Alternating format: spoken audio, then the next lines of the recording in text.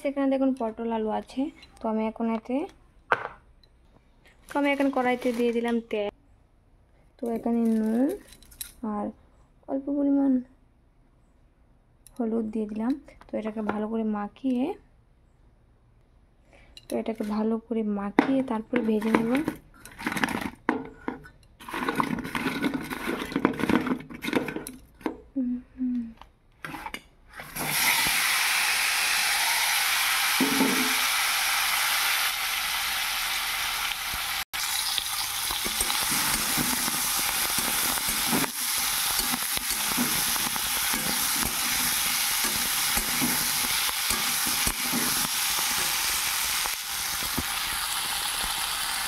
তো গাইস আমার এখানে আলু আর ডিম দুটোটাই কম আছে, তো তার জন্য আমি ডিমটা একসাথে ভেজে নেব।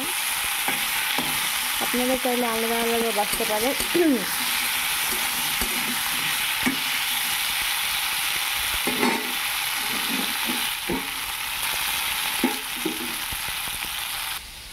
এদিকে দেখুন ডিম আছে, এখন এটাকে ছোলাবো,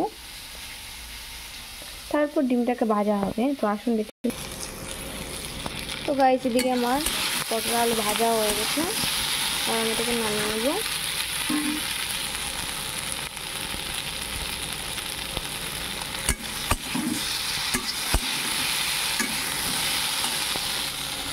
ডিমও ছুলিয়ে নিচ্ছে, এখন এটাকে ভেজে নেবো ভালো করে। তো আসুন দেখুন।